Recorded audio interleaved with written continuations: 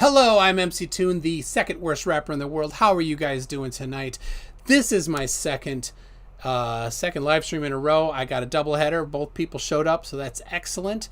Tonight I have with me, and I don't want to get the name wrong. Your last name. I'm just going to start by saying your first name so I don't get your last name wrong.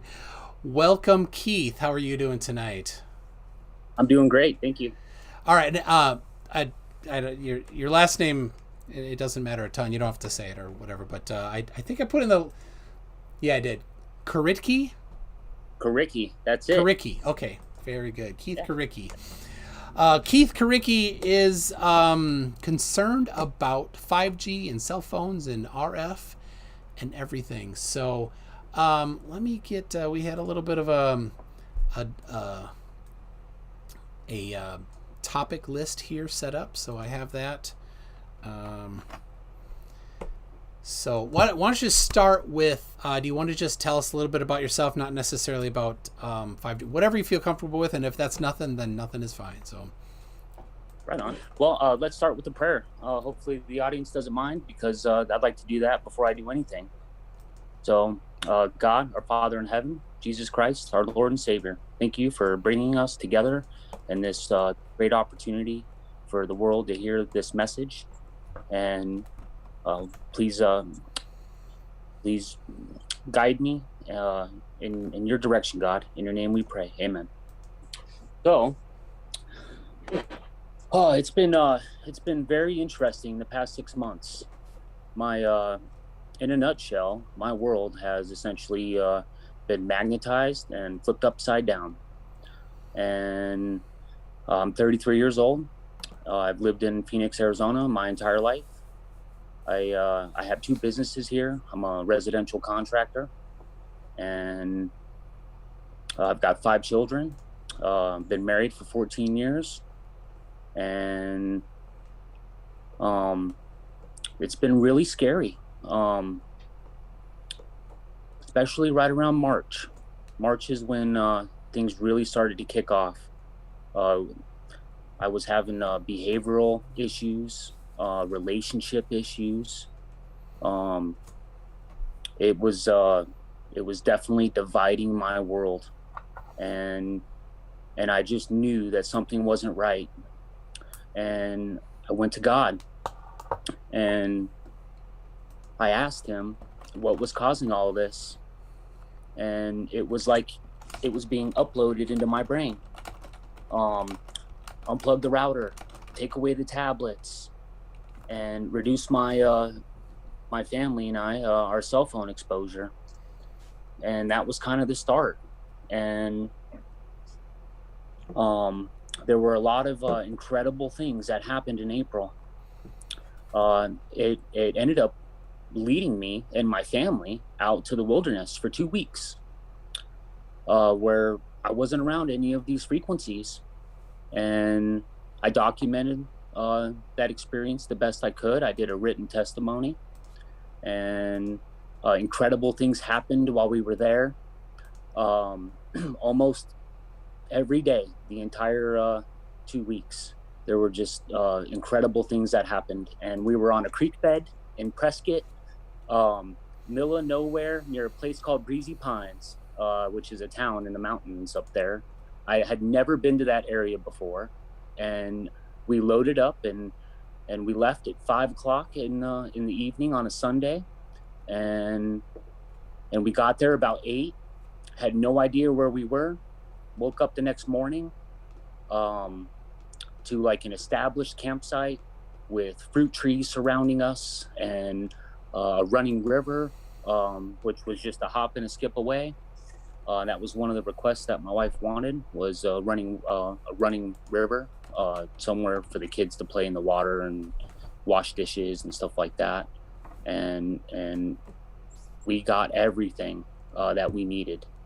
It was incredible. And then when we came back, is kind of when I started thinking of all the solutions for my problems. And I'm a hunter.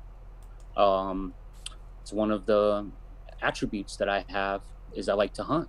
And if someone has a problem, I don't have problems. I have solutions, because I'm a fixer. So that's kind of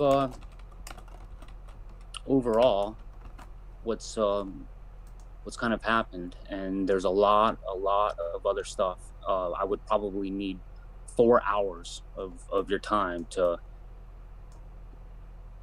probably tell you just about everything. Yeah. So, we probably need to move a little quicker than that. So, did the quarantine start about in March for you? Oh, good question. So I was prompted to pull my kids out 3 weeks before they called pandemic, and all the people in the school, the school employees, they all looked at me as if I was a nutcase. They laughed at me. They would talk about me as I was walking away, and as if this wasn't going to be something serious. And I was wearing a face mask at the time. I own an M50, which is a military grade biological face mask, and it's kind of like a Darth Vader kind of looking mask. And so that kind of affected us a little bit, because we had never even thought to homeschool our children. And then here we are overnight. My wife is an incredible person. I gotta move probably a little quicker. Yeah. So we pulled the kids out. Work didn't really slow down at all. Customers definitely, having anxiety and stuff like that. So.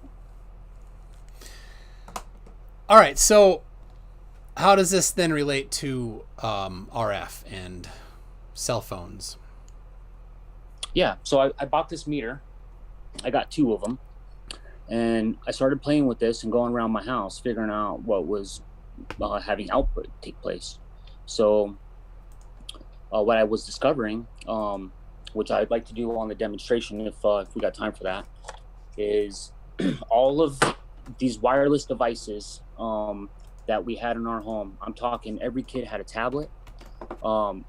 2 out of our 4 children at the time had cell phones. I had 2 phones. I had a tablet. And we were just being pounded. We had a router in the center of our home, basically. And when I would come home after work, like I'd have a great day at work, and then I'd come home and it would be chaos and anxiety just in the atmosphere. You could feel it.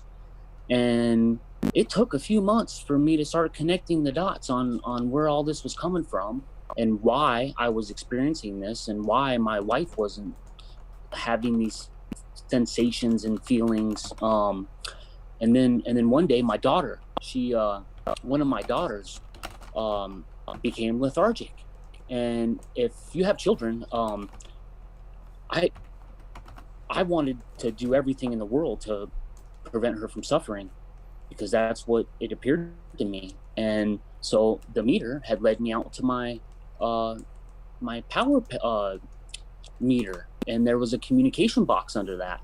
And in that communication box is a little yellow router, and that thing was pushing out 38,000. In the videos I kept saying microwatts, but it's microvolts per meter, if I got that right. And I think volts are a little higher than watts. But I'm not volts, an expert. There's no conversion between volts and watts directly. Yeah. Okay. The FCC and NCIRP both have specific safety guidelines for different frequencies, and using different measurement techniques based on the frequencies. I see. So I called the power company, and I put that call on in the comments on the on one of the videos I posted, and the lady was saying that lots of people were calling in with sensitivity. She has a family member that's got a pacemaker, and that little router in there was affecting her health. And so the next day they came out and they removed the router, and this was the sloppiest job I've ever seen. They left the box open. I sent you a picture, and that picture is exactly how it was when I came home. Wires were on the ground. The box was wide open, and it prompted me to kind of look a little closer. And there was a brand new little clear connector in there with clean grease, and I'm like, that don't look right. So I got with my neighbor, and I got access to his communication box, and that's how I was able to see what that was, because he had a little yellow one. And one of my neighbors was also complaining about sensitivity and asked to borrow my meter. And I haven't really heard much about what else he's had to do, but I haven't asked either. And he's a really great guy, but and they got kids. So all right, so what did you do? We're looking at I have up on the screen the I think it's the electrical box, or maybe this is a phone box, the thing that you circled. Yep. So that's a open. communication box, and the meter connects to that through some wires. So they run a wire from the meter down to that thing. And the lady was explaining that they turn it on, I think, between 12 o'clock and 3 in the morning. And I was waking up every night. I couldn't get more than 2 hours of sleep. And this was going on for months. I started to bruise really easy. I felt massive inflammation. I felt like I was being microwaved. And that's the best way to describe it. And so my daughter, she was lethargic, and she was stuck on the couch. And they came out the next day, and they unplugged it. And within 15 minutes of them doing that, she jumped off the couch, spontaneously she says, Dad, I don't know how to explain this, but all of a sudden, I feel like I was never sick. It's like someone flipped a switch. And that's when I started really stepping things up with making the clothing. So hold on. How do you know what it feels like to be microwaved? Well, that's the best way that I could describe it. Was that the inside? So you've not been in a microwave. Well, knowingly been in a microwave, but there's like massive sensation, and I was really dehydrated. It was like it was evaporating the water out of me. Like I drink an entire bottle and still be thirsty. Okay, so you have this meter, and what does the meter do? What is it measuring? I YouTube about the EMF is what led me to buy this meter, and I think it was like $150, and I ended up buying two because I wanted to make sure that the readings were accurate. And of course, they're off a few points. Okay, if I was a scientist on a jury panel, I would want every single point on the paper, but that's not my situation. I just need to get close and have an idea of what's going on. So I started taking this around my house, and the router was pushing out 30,000 microvolts or millivolts per meter, and the cell phone was pushing out. They were all really close, but my wife's was the highest for whatever reason. And when my dad came over, I was explaining this to him. He thought that it was from all the apps that were on the phone. So that led me to take the phone. Apps don't do it. Yeah. Right. I deleted all the apps, and I was still getting the same reading. And so started taking me to remote control toys that my kids have, and little playpen toys that my baby would go in. And this thing was dinging off 1,200 on so what does 1,200 mean? Well, when I got on the FCC website, it said that there were guidelines for the limits of the amount of microvolts, microwatts that come out of this stuff. And what I read was that the US is 560, somewhere like 62 or something like that. And that the international health limit was 60. So when the devices are putting out tens of thousands. So all right, hold on a second. Yep. You need to be much more specific. Okay, so I have the FCC maximum permissible RF exposure regulations up right now. It's showing to everybody. So it depends on the frequency. different frequency ranges have different guidelines, right? So, and the problem is you're saying millivolts or microvolts, and you're kind of dropping them around. And you had sent me earlier a picture of one that of your phone that was in volts per meter. Yeah, that's what this thing there. Yeah. So, measurements in volts. Measurements in volts per meter is 27.5 volts per meter is the limits for general population. So 27.5 volts per meter. Volts per meter. So if it's if it's above 27.5 volts per meter, then yeah, it's above the safety guidelines. You see how that says whatever number it's I can't read it backwards. 25, 44. Yeah, but what's the units? So what happened? That's the millivolts or microvolts. Okay, so it's much less than 27 volts. Okay, so this right here. Okay. It says 67.8 is what it just said. Millivolts. Can you see that? Yeah. Millivolts. So it's MVM. Yeah. Is the wording on that. Yeah. And so when you're reading that off, when it said 67.8 and you just said 27.5, that would mean that it's 3 times. 27.5 volts, not 27.5 millivolts. Millivolts. So 27 volts is 27,000 millivolts. Okay, so if it's right, so you're reading 600 millivolts. It's way below the safety guidelines. Got it. So let's just say that's the case. I'm not an expert in it. I don't know if you are or not. Obviously, you're reading the website. Yeah, I need to refer to the website to know the safety guidelines. I'm all about. So all about it. I tell you, I studied electrical engineering at university. I am not an electrical engineer. I also studied computer science, and I've written software for my whole career. So that's my expertise is software, but I did study electrical engineering, so I have the foundation in it.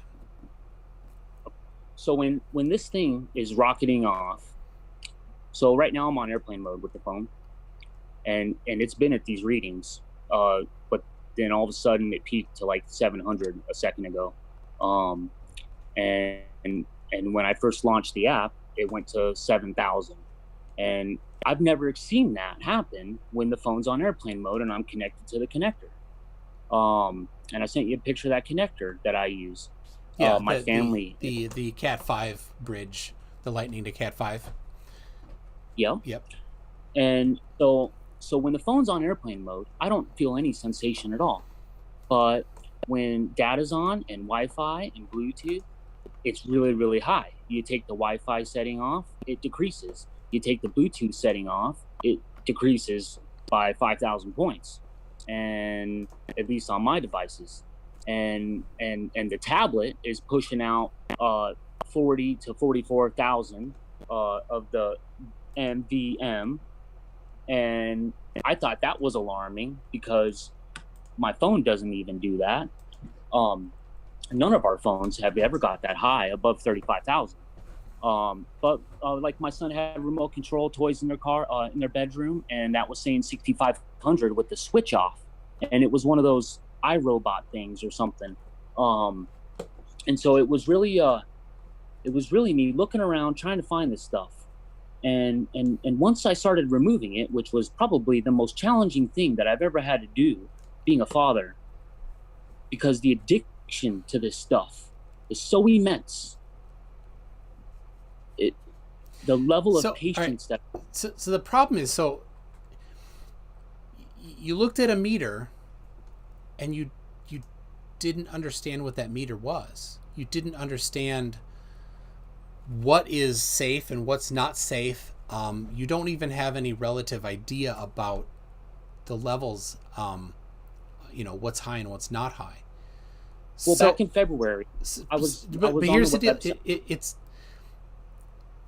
and I understand you're not an expert, but you're using this without knowing what it is that it's telling you.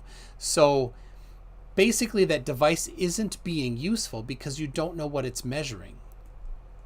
Well, what I do know is that when I remove myself and my family from the frequencies, when they're operating at their normal output,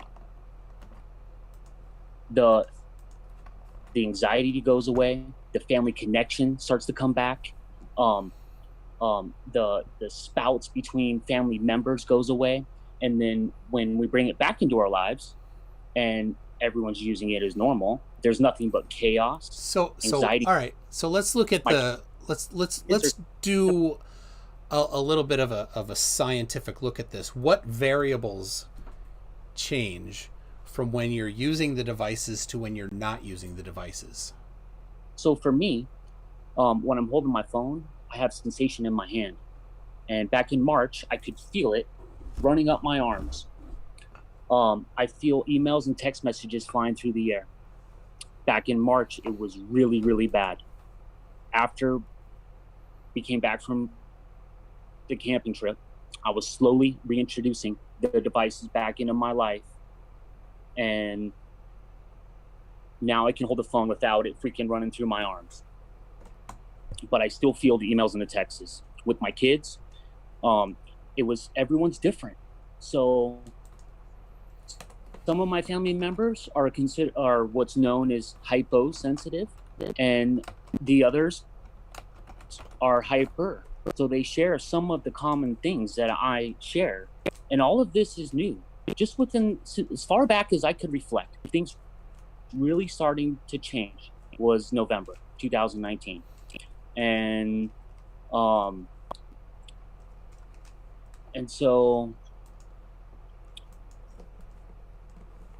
my one of my sons complains about having headaches, and right here in the front of his head, and that's only when he's around the devices and they're not plugged into these cables. And my youngest daughter, she was throwing massive temper tantrums when she didn't get what she wanted, and or when the show wasn't working right, all these things, right? Between a hyper, I got it. Kids don't get their way. They have, behavioral problems. But difference. In my household, we notice a difference in when it's hyper temper tantrums and not hyper temper tantrums. And it usually involves the amount of time that temper tantrum drags out for. So my wife and I have clearly been able to catch on when the kids are overexposed, and we put a book in their hand, or we start drawing with them, or we go outside, and it takes about 15-20 minutes, and all of a sudden we notice a difference. So when you're around someone long enough, you can pick up on their frequencies. Like if you're married and you have a bad day at work and you come through the door, your wife might be able to already know that you've had a crappy day, and she's either gonna pick on you because she needs some attention, or she's gonna know that you're in a bad mood and just leave you alone. So we know each other. And the next step that our family's working on is knowing each other's heartbeat. Because that's important. Because if we can learn each other's heartbeats, then we'll know when we're having sensations for one another. And there's a tighter connection between the family. So these are just little things that we're trying to navigate through. We haven't got to that point yet, but one of my daughters had mentioned it, and I'm all about it. So I guess that's it for that. Okay. So how do you isolate out the placebo effect? That's a good question. The way that I've been able to tell is that the vest that I wear. So in this vest, there's 2 layers of copper foil, there's copper mesh, and then this copper foil stuff. And using these meters, when I put the meter inside the vest, and then I take my phone outside the vest, that's the layers that it takes in order for the levels to go substantially down. So when that happens, I know that that's safe to wear for me. And this thing heats up when I'm being exposed, and there's burn marks on the foil in the plate. And I thought that was just incredible, because I wore this thing for 2 weeks without not washing it, and it started to smell like sweat. So I took the plates out. All of a sudden there was a burn mark about that big, and I just had to show everybody, because it was an incredible thing to see. I hadn't opened the vest since I put those in there. And so to me, that was this thing stopped, an email or a text message flying through the air, and that energy that's contained in that transfer of data impacted with this and left that burn mark, because all of these materials were brand new. So I thought that was an interesting thing. That sounds a little supernatural. That a cell phone is going to melt metal. It's not melting it; it just burned it. Burning it. Okay. Let me help explain kind of what I've been able to put together here. So if I was to send you a text message or an email, there's a invisible ball or wave of energy that flies through the air, because it's not connected to a cable. And that substance, I'm going to call it a substance, it's photons. It'll go particles. right through you. It'll go right through you. It'll go right through a tree. It'll go through a house, 30 houses. And what I believe is that when it goes through the human being and it hits soft tissue, it burns a little hole. And one bee sting isn't going to hurt you. So, all right, hold on. But 1,000 before you say that, take you out. That's not really how it works. Here's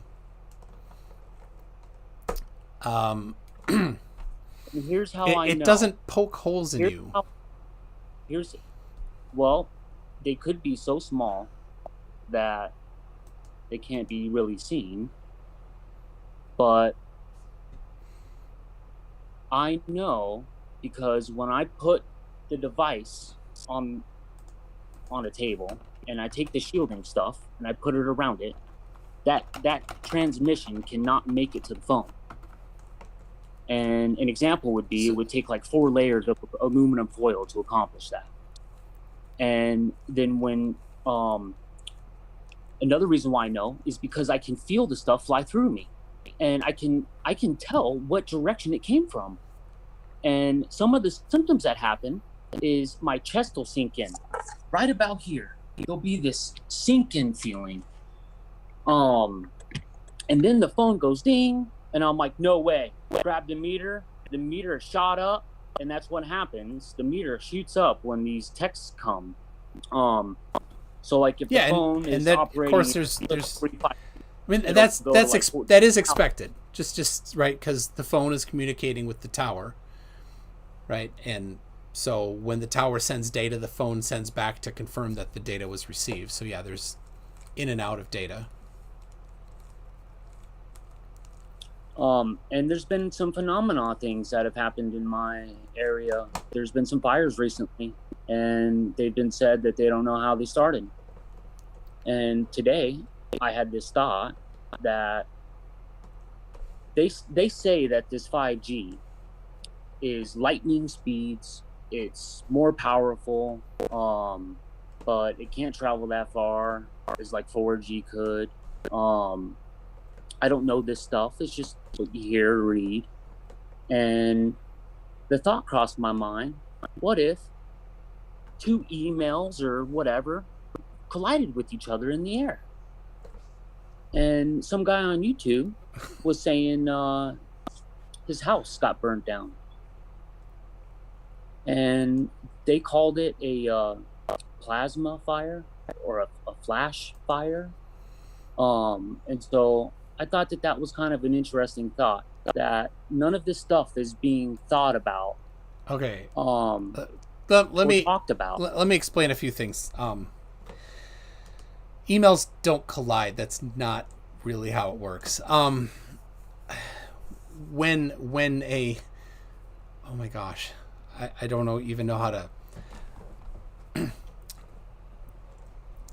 That's just not how it works. So what made me think this was that there was a video that came out where these people, these news reporters and soldiers, got together in a field, and some other soldier had this like metal thing, and sent this microwave and was burning them with it. And at the time, I think they said it was this 5G technology. No, do you mean the active denial device? What's it called? Yeah, it's a crowd dispersal thing they call the active denial system. Yeah. That's it. So that is. So let me explain that just so you have the foundation, because people don't have a whole lot of information about it for some reason, because you can look it up. But when you're talking radio frequency, there's two important things. There's the wavelength, and there's the amplitude or the power, right? So when we talk about frequencies, that's the wavelength. So cell phones are between 600 megahertz and 4 gigahertz. That's generally the range that they use. Your Wi-Fi router at home, they are 2.4 gigahertz or 5.2 gigahertz, right? That's the frequency. The power then is measured in watts. And there's the FCC has strong regulations on what Wi-Fi can output, and also on what cell phone towers can output for wattage, and then they have to measure at the ground level to match with the FCC guidelines. And so at ground level, or where people are going to be, it can't be over a certain amount of power. So the active denial system is 96 gigahertz, way higher frequency range than any cell phone uses or plans to use. The highest that I've seen anybody plan to use is in the 40 gigahertz range, so at least more than double the frequency range. A cell phone tower in the city is 50 watts, maybe 100 watts. In the country, they might be 200, or even like in the very distant, like on an interstate where there's not a lot of other towers, they might be higher than 200 watts. Okay.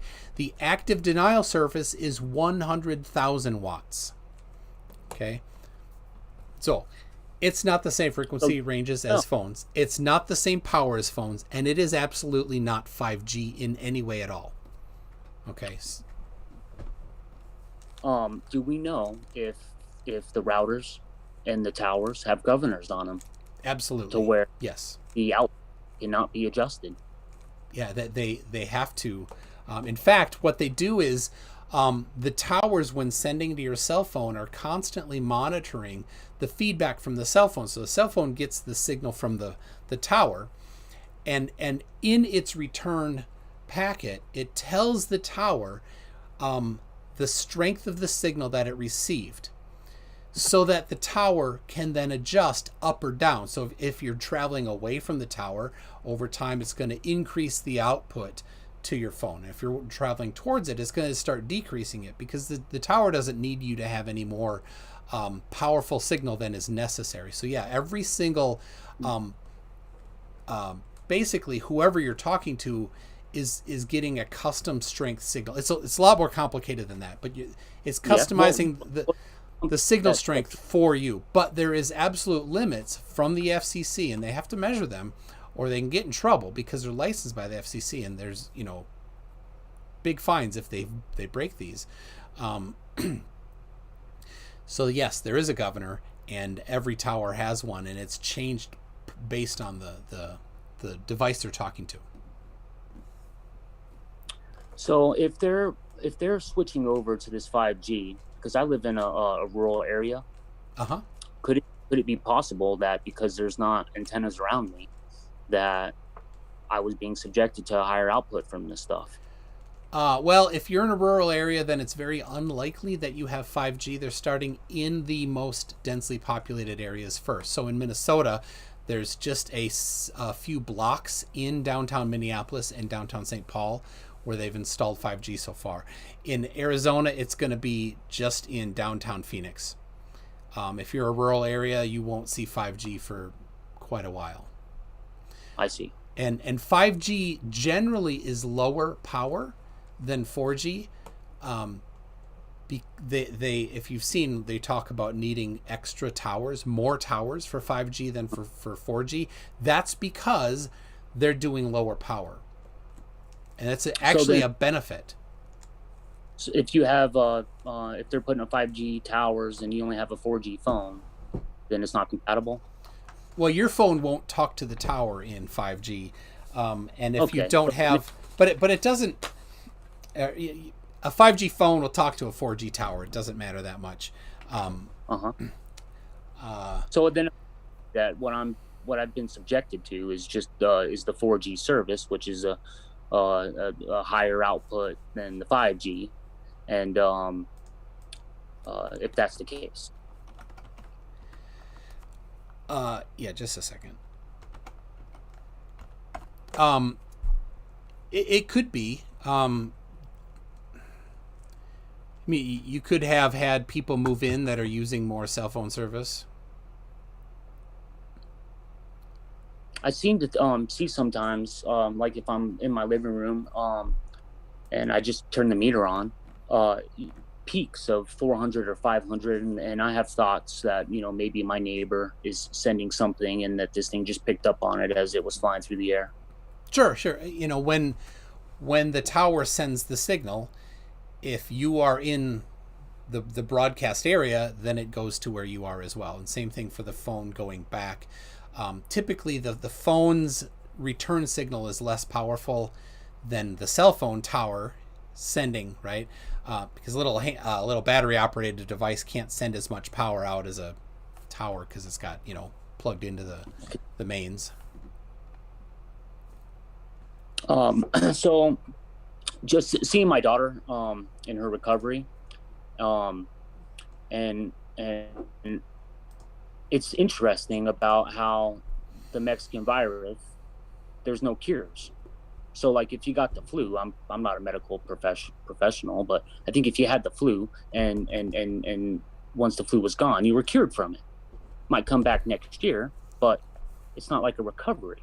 And then with this, there's only recovered. There's no cured. And with the symptoms that I've been experiencing, the symptoms that other people have been telling me they've been experiencing, all equates to microwave radiation, because the Mexican virus, which Mexican beer virus is what that's what I call it. Yeah, I mean you can call it. I don't. CV-19 is what I prefer. So yeah. So with the CV-19, it's all the same symptoms as the microwave radiation exposure. And each website kind of has a little more than the other. And so it's really hard to find an exact, like, you know, this is what it is, because everybody's different. Well, so I know people that have had burns on their face. So here's the first most important thing. The medical industry and there is no such thing as microwave radiation symptoms. There is radiation sickness symptoms, which is from ionizing radiation, like from a nuclear reaction accident, exposure to uranium or plutonium or something like that. That is ionizing radiation. It's significantly higher frequency, significantly higher energy levels. Absolutely not the same. So these websites that list these symptoms of radiation sickness, that's 5G radiation or No, whatever. I never said That's all. And I've seen them. I've seen lots of memes of this on Facebook and everything.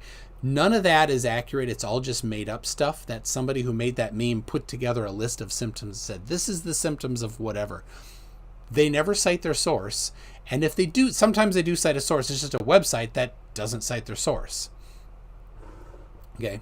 Well, I'll agree with you that the industry medical field has zero interest in talking about this stuff. And that is really alarming, because here's what I know is that too much of anything isn't good, period. And if it's anyone's position that these devices are safe, then just keep doing what you're doing. But I know in my world that when I started reducing and removing, everything changed. I feel more healthier in the past 2 months since we got back from camping than I've ever felt than I could remember in my entire life. And when I take this stuff off and I become exposed, I have to, it takes quite a bit to zero out, is what I call it. And what I do is, here, 1 second, let me show you. So I was kind of prompted spiritually to make this stick. And this stick is just a stick of wood, and I wrapped copper in a coil around it. And what I do is I take this end of it, where my hand goes, I put this in an outlet. Because on outlet, there's 3 prongs. The bottom prong is ground. I put that in there, and within 2 to 3 minutes, I feel better. One of my customers saw this, and when I walked out of the house, because I'll take it in with me if I'm in their house, and I came back, and he had it plugged into his wall outlet, and he's like, Keith, my arms feel lighter. I don't know how else to explain this to you, but I think I'm hypersensitive too, because I've been having anxiety, sleeping issues, all these things, and he was suffering, and he couldn't figure it out. He just knew something wasn't right, and I'm glad that I was there to be able to help him. And if he's watching right now, he might, appreciate it. But it was a really cool experience that I was able to help somebody who was going through something similar like I was. And so, that's my stick, man. It's just a grounding stick, and the bottom of it has copper on it, goes down to the ground. And I try to take this with me everywhere I go. I had a really, really bad panic attack, radiation attack on my way home back in March before the camping trip. I told my daughter, pull over. I jumped out the car, got on my knees, said a prayer, put this thing on the ground, and all of a sudden my heartbeat started to lower. There wasn't so much anxiety. It was like God took it away. And when I pass over these signs, these digital signs on the freeway, the meter freaks out. Oh yeah, and that's expected. So here's I have there's been a lot of research on the safe exposure levels. On my website, at mctune.net/5G, I have a link to the ICNIRP guidelines that were just updated in March. They have their Appendix B, which is all of their safety guidelines. They have 39 citations to different studies that were done that they use to inform the safety levels that they use. Okay, so they're scientific studies. Some of them are pretty technical, and some of them are actually like studies of hundreds of other studies. So it's very big. So if I can encourage you to look at that. There's another thing though, on, let's see.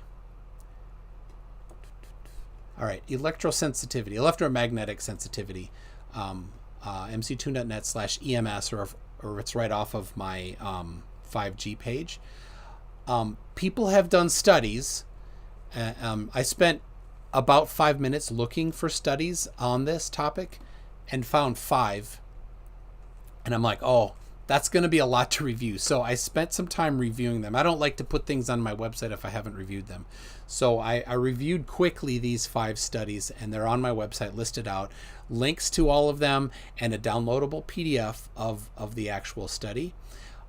In all 5 of these, and 2 of them were actually meta studies, which is a study of hundreds of other studies, they could not find anybody that in a double-blind test could identify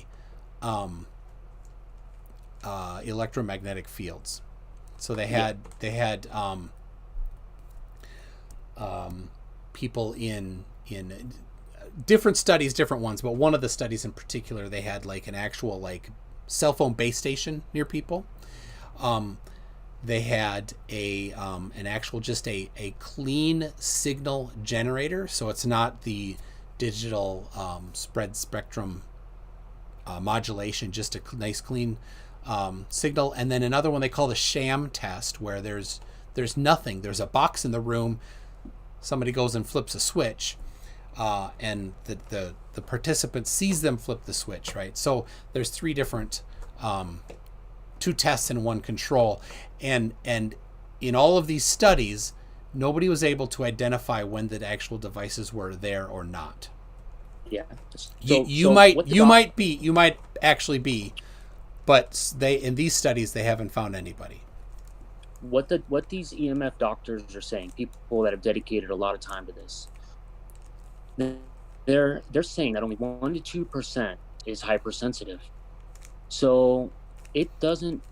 Well, the participants were people that self-identified as sensitive.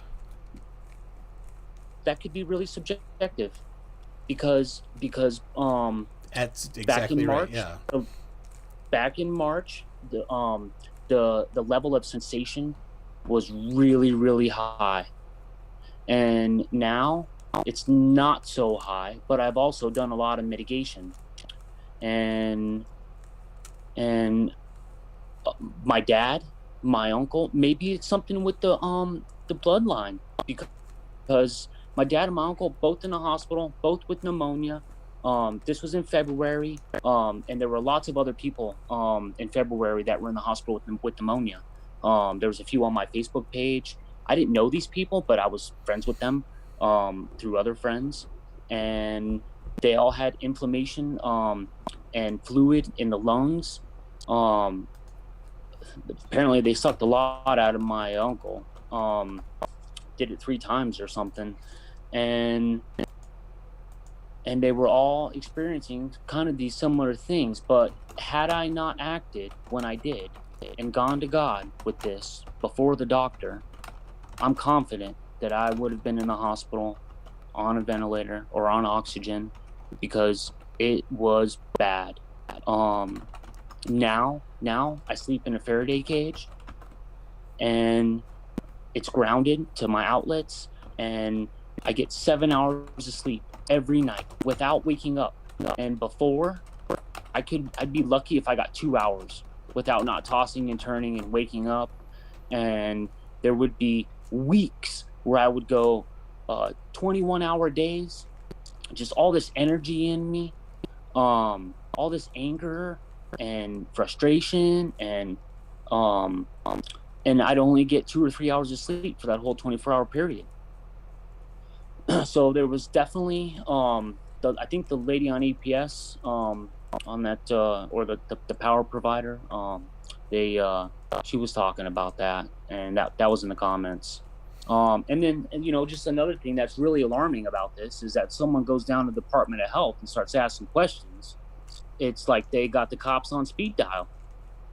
And if anyone else goes in there and starts asking questions about diabetes or a peanut allergy or whatever, it's, oh, here, let me help you. But for me, it's, no, let's call the cops, and we're not going to think if they're going to shoot the guy. We just want him out of our business, because we see a lot where... Yeah, so can we get a little perspective on this, right? there's a lot of rioting right now. So this video will be up for months later, right? So it's late June. There've been these riots and stuff, and we're in the middle of a quarantine still. Some states are loosening up, some are not. But and you walk up to them and you're wearing, I don't want to, right? You're wearing this hat and you're wearing this kind of fatigues look. Were you in the military? Nope. Okay, so it kind of looks like a paramilitary vest or something. So people are going to be a little bit on guard, to be fair, right? Honestly, I'll be honest with you. I'm getting a lot of compliments. But you're walking into a business. I'm not really seeing people like being weird about it. Honestly, I get more service and help wearing what I'm wearing than not wearing it. Like if I go to Home Depot or something, they'll actually guide me to what it is I'm looking for, help me load it up, and then help me put it in the truck. And if I'm not doing this, generally speaking, nobody wants to help me. It's aisle 21, bay 4. Okay, yeah, I'll go find it. Thank you. So like, since wearing this, I've been honestly nothing but really kind of served by most people. And so it's alarming when my state health department is supposed to be a peaceful place where, I wasn't like going crazy on them verbally. I was being polite, and for them to do that started raising some eyebrows. So what did you say to them when you walked up there? Wait, I just said hold on. I'm sorry. There's Shelby is in the chat. Oh, is that so? I just people be kind. I made her a moderator so she can't get timed out or blocked or anything. Just so you know, and I've been asking a couple of the people I trust for moderators. Just people get worked up in the chat, and I'm just saying, let's be nice to each other, okay? So, all right, go. Where were we at? Oh yeah, what did you say to the health department when you walked up to the building? Yeah, so I walked in. I went up to the lady receptionist, said that I was here to get some information about why my dad's face was red. A week and a half later, after he died, and she didn't know how to answer that, but she got on the phone to try to answer the question, and they told her to leave, or to go where they were, and then the security guard was whispering to her, and next thing you know, the cops come, and one of them comes running in ready to tackle me, and I had to completely de-escalate things because they were scared or something. And it was troubling to really see. These people see a lot.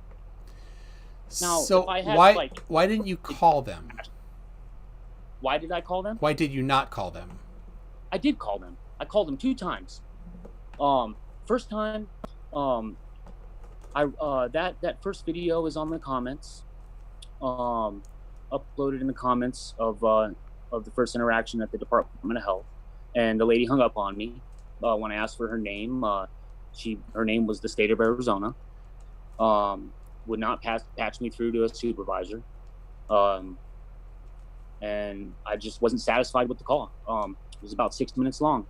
She didn't really even sound like she wanted to hear any of it. It was just wash your hands for probably 20 seconds. And then I felt compelled to call again, which was just the other day, last Friday. And I put that call on there, which was the one that's got a couple thousand views already. And that's the one that has the other videos in the comment section. That's the one with the power provider. And then the first time I called the Department of Health, and what led me to call the second time was my dad, mainly because his face was beet red, and the practitioner, I think that's what you call someone that works at a morgue, tacticianer or something. She couldn't describe to me, without not making it sound weird or feel weird, about why his face turned red. So, all right, a mortician is not Mortician. is not the person who does an autopsy. That's an entirely different specialty, right? A mortician is not a doctor. So they could not be the. You would never ask a mortician cause of death. Well, she actually said it to us, my sister and I. And I'm like, wait a second, his face is red? And the way that she had said it, she was like alerting us to not get freaked out. But the way that she said it was as if it was something that's not normal when people die. And that it led me to ask about the radiation test. And that was, apparently, that's the only test that they don't do when someone dies, when they do a biopsy. They don't do a radiation test. The reason was that they don't have a means to do it. But did you have a coroner or medical examiner do an autopsy? Yeah, he had an autopsy done. Okay. They said it would take 90 days because of the CV-19 going around. Okay, and so you're still in that 90-day window? Yeah. Okay, so what made you think that it was or I guess we didn't get to this yet. It seems though that you're thinking that it's something related to cell phones. Well, probably in overall would be communication stuff. And what led me to think that was that back in February, the news was putting up videos of CV-19 patients in the hospitals, but they were blurring out their face. But you could see that there was redness to their face. You have to blur out their face for privacy. Right? But then there were these videos that didn't have blurred faces. And I don't know if you saw any of them, but these people were laying in the bed and their face was completely red. And it was, and I think there were a few of them that I saw where their faces were red before the heavy breathing started, and then apparently after that, the doctor comes up and says, "Okay, we're going to put you to sleep because you're going on a ventilator," and so that's kind of what was running through my mind, putting all that together because I tried Googling dead people. I saw somebody dead. It was 10 years ago at a funeral, but I don't really remember. So I tried Googling it, and I couldn't really find anything about it except radiation exposure.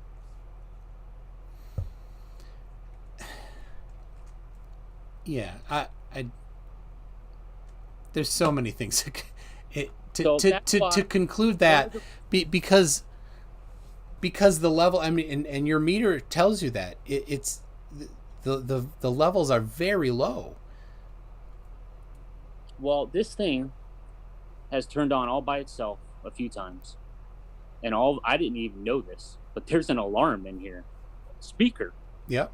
And the thing turned on by itself, said OL. The manual says that's overload. Yeah. And scared the crap out of me. Because one of the times I was in my Faraday cage with this, and it turned on all by itself at 2 o'clock in the morning. And scared the crap out of me. So one thing that could be is it is not a very good meter. There are much better meters. Like for example, that can't identify the frequency range, right? So you don't know what it is that's causing it. It could be, your electrical mains power, right? See how this thing has directional settings? Yeah. So I can put it on Z, and I hold it like this. Yeah. Turn it like that. Yes, you can identify the direction. Yep. And triangulate things, and that's what led me to a route. Yeah. Box. Yeah. So in the middle of the night, what did you do? That did you identify the direction? No. I honestly didn't want to come out of the Faraday cage. But before that happened, before the alarm went going, about probably 5 hours before, Starlink it was flying over, and when they flew over, this thing went to 50,000, which I had never seen it that high. I ran inside my 50,000 what? MVM, Millivolts. the my millivolts per meter. Okay. And then I ran inside the Faraday cage and fell asleep, and then 4 or 5 hours later, woke up because this thing had turned on by itself and was going crazy. And I didn't go back to sleep after that. Sorry. So, Mandelbrot said is asking about the Faraday cage. Yes, it is a Faraday cage, not just the vest, right? Do you want to go over the pictures here? Yeah, sure. Okay. So, and I mean, you don't need to if you don't want to say who it is, but the Shelby that's in chat, is this is that, I mean, is that somebody you want to tell us who that is, or? Oh, it's my wife. Okay. Yeah. I'm just trying to encourage people to be. Respectful? Oh, she absolutely, yeah. I mean, she's firing back at them too a little bit. She's holding her own. Good job, Shelby.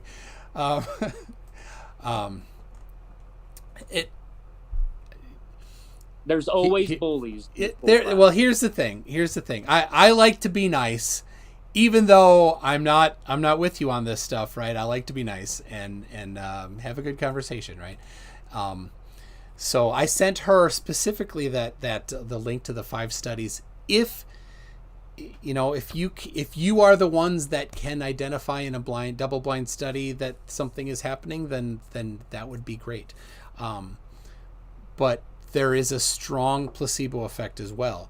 So what you want to do is you want to not, let me encourage you, not live in fear because of a placebo or nocebo effect, right? You want something that you can confirm, right?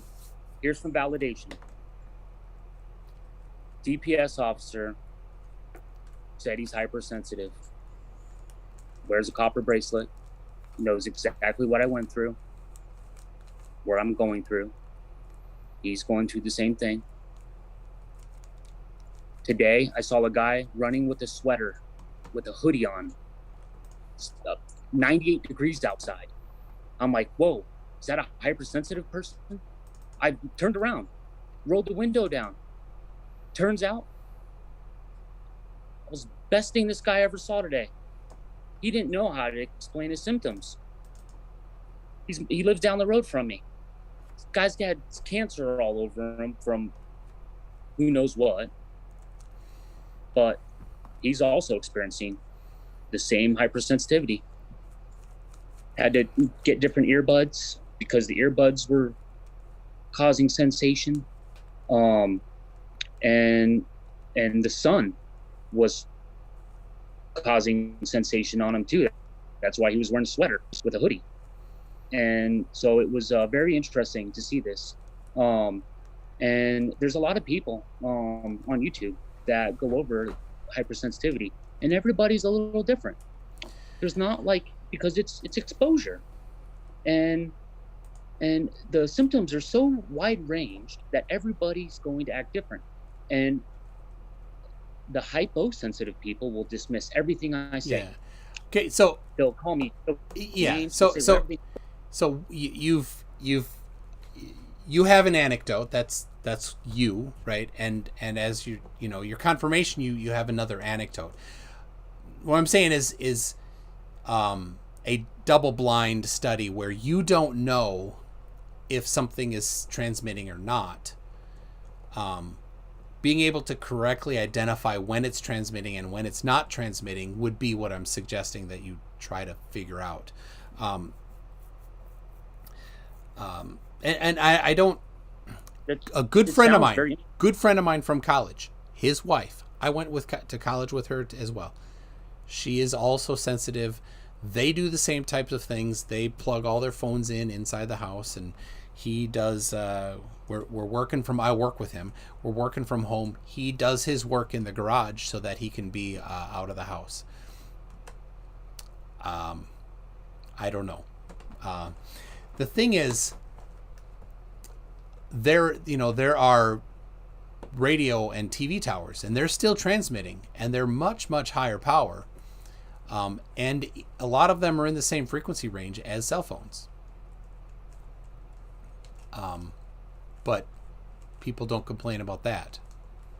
Well, like they do cell phones, And this hit me the other day, driving up to Flagstaff, and it was a song started playing in my head, and then it led me to sing the song out loud, and then I turned the radio on, and the song's on the radio.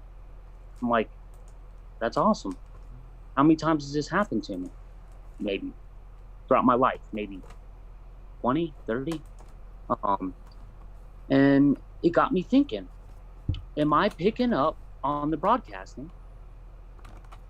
And my subconsciousness is shouting out what it is that I'm picking up, which was that song. And so it was just an interesting thing. I'm not saying that I believe that. It could be a coincidence. But to me, it was relative because it was a unique thing, and it's happened more than once. And so when talking about RF, is that something that you would think that would be like a RF sensitivity or something like that? I don't know. It's interesting though, right? I mean, can you agree on that much? It's an anecdote. That's the problem. It's not controlled. Right.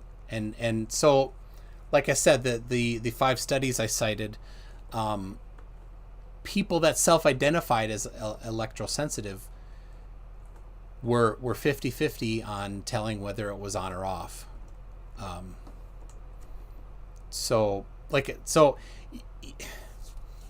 You can probably do that a little bit yourself.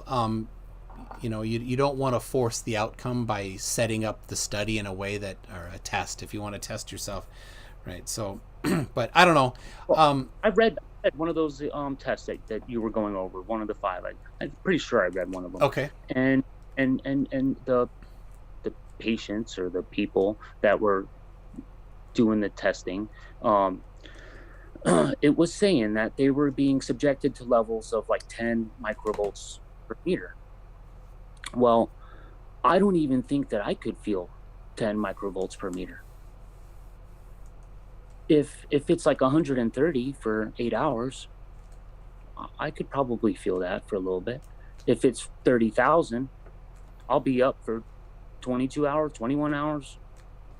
If I have that phone on me, I get going in this hyper mode, and nobody is going to be able to argue with that because they're not me. And I'm confessing right now to everybody that what I'm going through is real. This is. So I don't think anybody's doubting that it's real for you, right? And like I've said, and people in the chat have said, there is a real placebo effect. There is and nocebo effect, and these things, yes, and they definitely are real. And I tell you, things have been crazy at our house since March too, and because I've been home every day, it's a whole lot different. They for 2-3 months, nobody went out. I did all the shopping for 3 months. This last week was the first time my wife went shopping since early March. So yeah, things were crazy for us too. And we've had arguments. We've had our arguments. So here's the thing that I try to focus on is this normal? Is it normal for this much chaos to be in a family? We're supposed to love each other. We're supposed to care about each other. We're supposed to serve each other. We're supposed to do all these things that a family would do. And yet during these times, we were so far apart. I was sleeping in another house. That's how much this pushed us apart. And I just knew that God didn't make us this way. And so someone who would be considered a hyposensitive person would look for a justifiable reason. Oh, I'm home all the time now. Yep. Well, we tend to hurt the people that we love the most. And there should be no reason why your household or anybody's household, my household, could not function accordingly, especially with Dad home. And now that the router's outside, the tablets are gone, the exposure's been reduced, my family is tight. We're together. We're playing games. We're hugging each other all the time. We're laughing with each other. And when we do get into it, the level of getting into it is 10%. The maximums that we've gotten into since coming back from camping has been 10% of what it was before we left. It was a war zone. And like I said, this stuff has behavioral modifications, changing everyone's perceptions. I'm a firm believer in that. Okay, so let's change a little bit here if we can. You had been going and so when you went to the FBI and you told them this, so I only watched 2 of your videos. You told them that you had substantial evidence about COVID-19 being caused by something else. Yeah. So yeah, you want this? Yep. Let's elaborate on that a little bit. So I had the phone calls from the Department of Health and the lab, both stating that they haven't seen any physical evidence that COVID-19 is biological or contagious. Then the other initial phone call. So wait. Yes. So who was that to? Say it again. I'm sorry. Department of Health, and then the Arizona State Lab, where I was transferred to, which is where the lady who transferred me assumed that there was testing going on there, and that they would have what it is that I'm looking for, which was evidence to support that COVID-19 is biological and that it's contagious. They all said no. Well, and it, okay, and but if you people absolutely have confirmed these things. So just calling the Department of Health, it should be hotline. It should be easily available to the public upon request. We shouldn't have to go looking hard for it, especially for something that shut down the world. There's a lot of shoulds. Like, people should not be allowed to take down statues, but they're doing it. We don't get our way, right? The government doesn't do everything we think they should. Yeah. So, all right. So keep going though. And then what else I had was the levels of output from the towers around us, and how I was feeling the sensitivity, and members and friends, and there was that, and the validation from the deputy from the Department of Public Safety. That right there was incredible to hear from law enforcement. The amount of plausible deniability that's been taking place, like with Sergeant Benevito pointing at his body camera saying, "I can't talk about this right now," walking away. That raises some eyebrows with me. I had a discussion with another sheriff right down the road, because there were fires going on. Once they calmed down, I stopped to try to have a conversation with him. He admitted that 38,000 microvolts was very high, and he appeared to be educated on the subject. And my dad's death, his face turning red. I mean, this was all the things that I was ready to talk with them about, ready to show them. But all right. So, but you said substantial evidence. So what? Yeah. This is all anecdotes so far.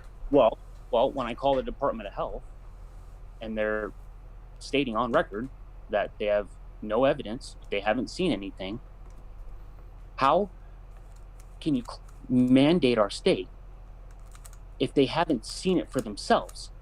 Where are they getting this from is my next question. Who is what information are okay, but are how? they getting? But hold on. Bear with me. This is just questions about stuff, but you have positive claims about what is causing the stuff, and so all this stuff isn't supporting that yet. So the readings that I'm getting and the health issues that I'm having, and then when we go out in the wilderness, everyone's completely normal. No one's getting headaches.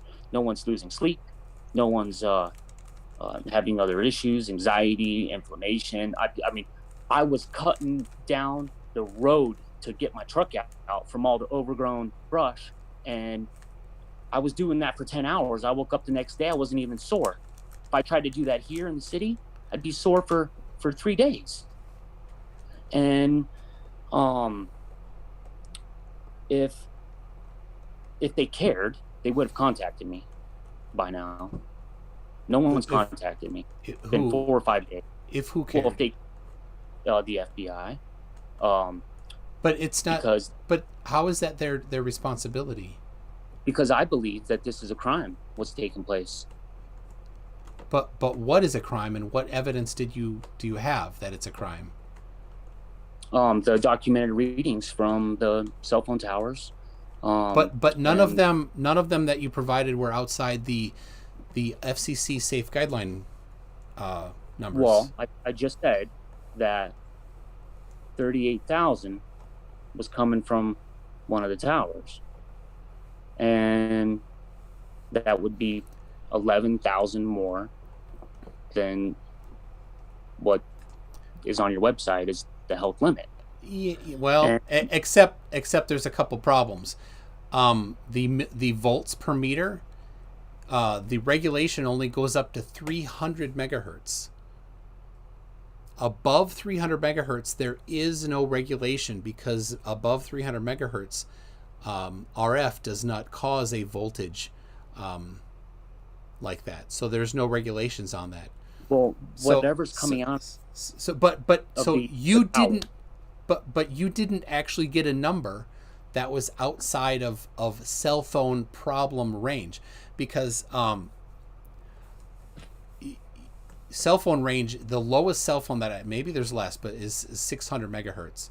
So the safety limit is 300 megahertz and less at 27 volts per meter. So the cell phone safety ratings aren't in volts per meter.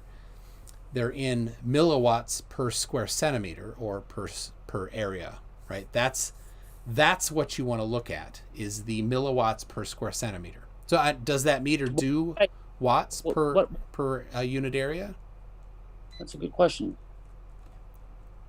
Is that what that is? I can't read that on the screen there. Just what are the numbers for not the numbers. What are the letters for the units there? There's UWM2. So that must be watts per meter. That's going to be micro. So U is micro watts per square meter, right? Uh-huh. So if this is the case, I have got this setting on record, 440 point whatever. I remember that clearly. Milliwatts. So I don't know. I don't know. Sorry, microwatts. So like right now in my house, it's saying 10 to 13,000. Microwatts? Yeah, microwatts. 21, just spiked to 21. So now the safe limit guidelines. Hold on, the safe limit guidelines from the FCC is the frequency divided by 1500, and that's not reporting the frequency. So your device is not capable of measuring illegal cell phone power ratings. It's not capable of doing it, because the only cell phone frequency range that the FCC is talking about for regulations is milliwatts per square centimeter, and that's related to the frequency, except above 1500, it's 1.0 milliwatt per square centimeter. So maybe above that frequency, but since it doesn't tell you the frequency, you don't know what it's telling you. That's the point. That meter isn't telling you anything that's useful. So you can't go somewhere and say this is sending out too much information or too much power, because your meter doesn't give you the right reading. But what's happening is that this is validating the sensitivity that I'm having, because if I feel something that's not normal, and it's really hard. But that's not a crime. It's not a crime. So you report it to the FBI, and you say, this frequency I can tell, or this power level I can tell, and if they look at that and say, yeah, that's within the legal limits, so it's not a crime. So here's the thing, though, no one said that. And what was said to me, because I called the hotline, he said he was a federal law enforcement agent. He was more interested in the officer's name and the names of the people at the Department of Health who told me this, and that was it. He wasn't interested about any substantial evidence that I might have that COVID-19 is not logical. Sure, but the FBI is not in charge of enforcing cell phone power outputs. That's the FCC. Enforcement. I was looking more for criminal investigations. Yeah, but none of what you identified was criminal. None of what you've said is against the law. Are dying from a virus that my state doesn't have any evidence that it's biological or contagious. I don't think the depth of your investigation can conclude that your state doesn't have. No, your state, you didn't do enough investigation to find out whether or not your state does have that information. Here's what I am doing: the best that I can with what's taken place, because I asked the Department of Health, where's the enforcement? For what? And for someone to go around and with the $20,000 meter that is going to be calibrated. Yeah, that'll tell you the frequencies. Yep. Stuff that thing's not going to do. Where's that at? And no one can answer me. Yeah, go to the FCC. Drive there. What's that? Just drive there. I'll just drive there. I don't. I mean, they're on the East Coast, I think. You could probably call them to find out, or maybe go to their website, but to find out what procedures they use to verify the power levels. Well, I did call. Yeah, okay. I did call. And any question that I had was met with, I'm sorry, but I'm not able to give you my opinion, but I can tell you that you can go to the website. Yeah. And you can see information there. No help. Yeah. No desire to hear the symptoms, what it was I was going through. It was, if you'd like to make a consumer report, then here's how you can do it. How does that help me from feeling like I'm microwaved, and my daughter obtaining lethargy from the router in the communication box that I didn't know about, and my kids getting headaches when they're around these devices, and I lost 10 pounds. And hey, can I get that? I want that. While other people I know gained 10 pounds. Dang it. Just so happens those are the people that are like, you're a tinfoil hat nutcase. This, and that. Well, they're the ones gaining weight.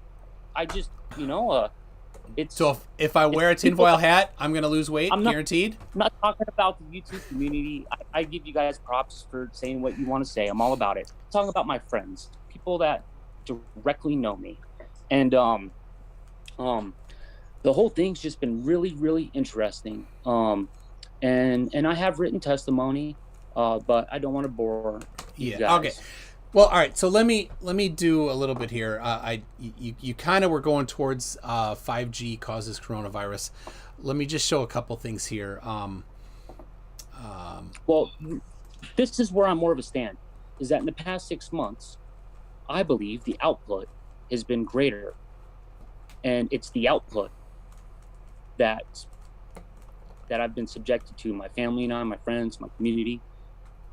It's not necessarily. I cannot tell you that it's 5G. I can tell you that through my testing, my independent testing with the meters that are not helping me from a scientific standpoint, have helped me become healthy, because it helped me identify the things that I was suffering from, or that was creating the suffering. And once I removed those things from my life that got me to that point to begin with, I started feeling healthy again. I can't argue with that. So let me do this quick. I just feel like it needs to be said. There is no 5G in Brazil. None at all. They've hit some regulatory problems. Yet they are second in the world in CV-19 infections right now. At the rate they're going to pass the U.S. here in a bit. Canada. Canada has it in just a few regions, few areas, and they're starting with 600 megahertz. The same frequencies that they've done with other stuff.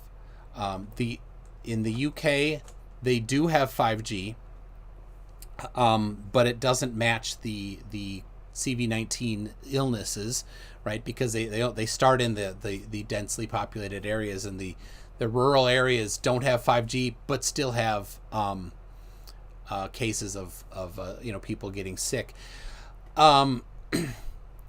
Israel doesn't have 5G. They have sick people.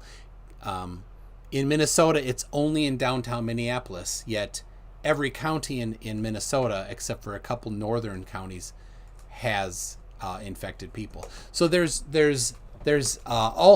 finally in New Zealand, they have had a couple days now. I think I see Planer Walk in the chat here. A couple days of no people getting infected, yet 5G is continuing to be deployed in New Zealand. So my point is, there is no correlation between 5G and COVID-19 infections. There's both a people, the opposites in the both directions. So that's my point on that. So what's taking place is that the output is higher than normal.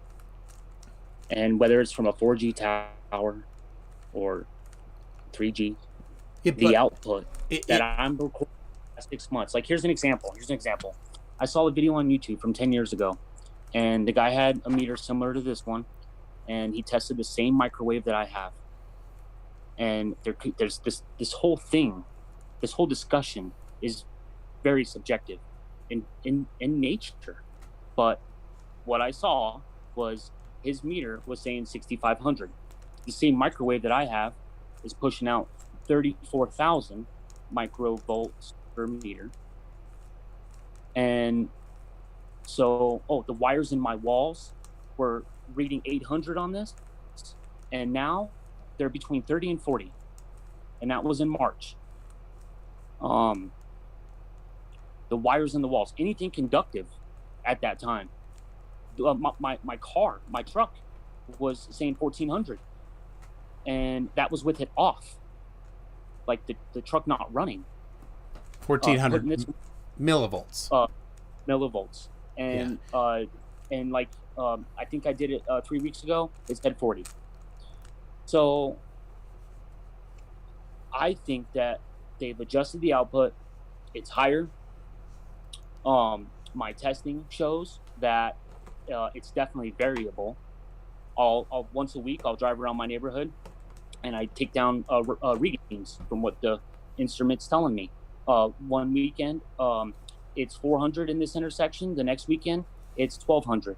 I'll go to another intersection. It's 4,000. The next weekend, it's 10,000. Yeah. So is this just spot readings, or is this like here was an hour worth of readings at the same time each day, right? Because Just that's imagine- you want to be Yeah. you want to put together evidence. That's the kind of thing you need to do. Yeah. Just what doing the- spot readings isn't great. It is to turn it on and record button for 15 minutes. Uh-huh. And then on the 15 minutes, there's a max setting, and then an average setting, and then you go with the average. Yep. So these are the things that I've been doing. And I'm not an expert. I just, like I said, I had an idea. I wanted to figure out what was causing my issues. I've identified that. My family's completely healthy and safe, and their kids aren't getting headaches, and I'm doing my job as a father. And now that I was able to get my family back together and healthy, I want to try to help other families accomplish the same thing. And we can do that when we unite, as Americans should, under these outrageous circumstances where everywhere I turn, they're trying to divide us.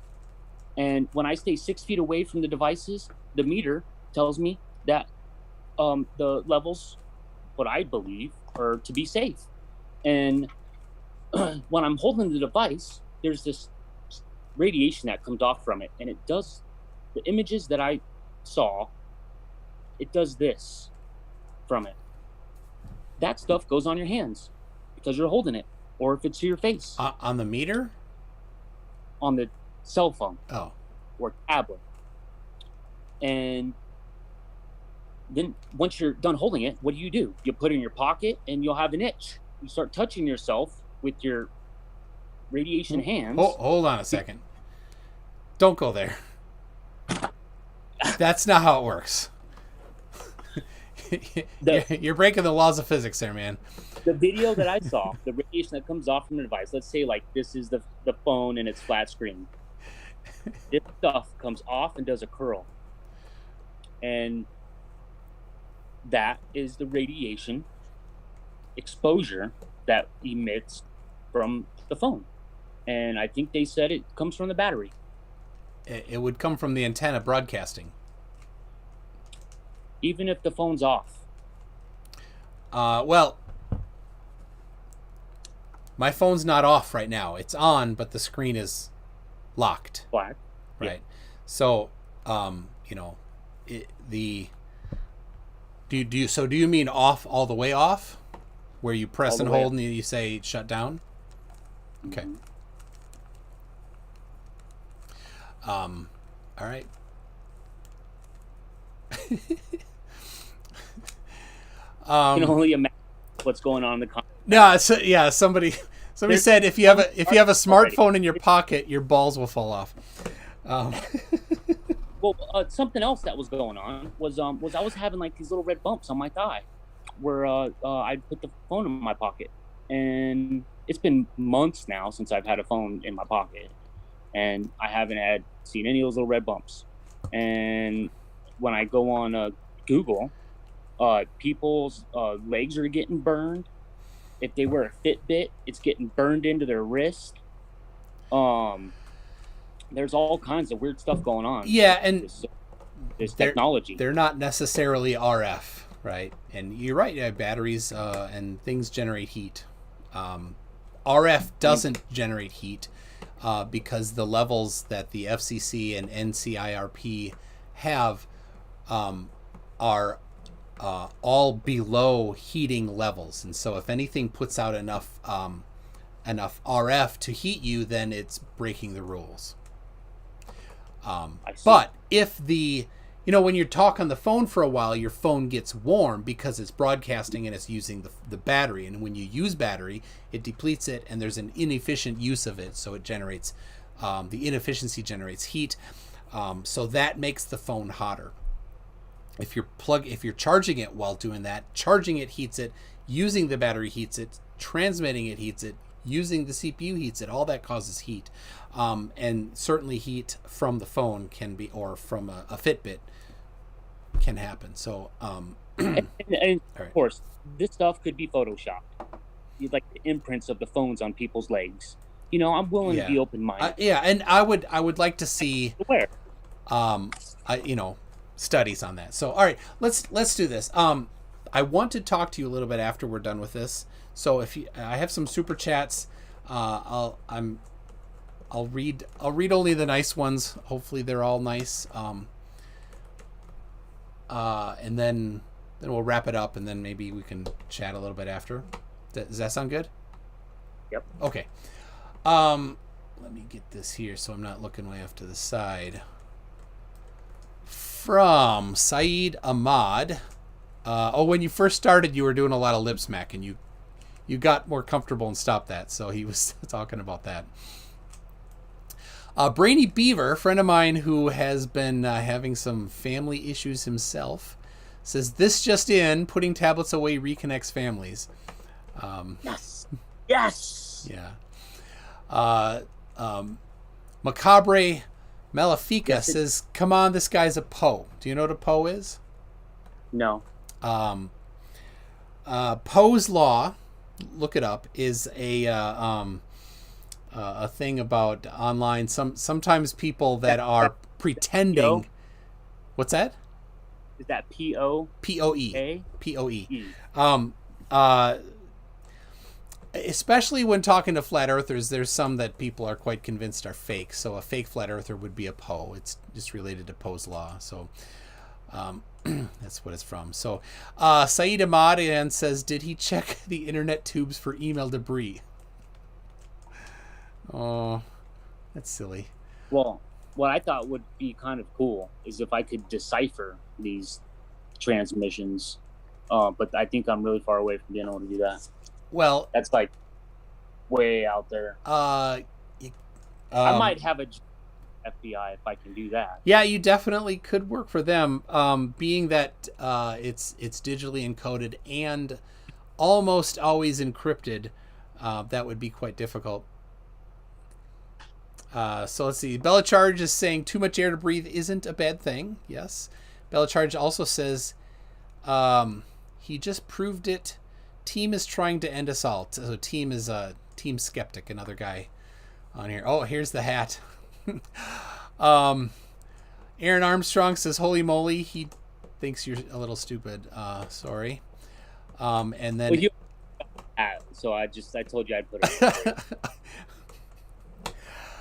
Oh, there's a guy.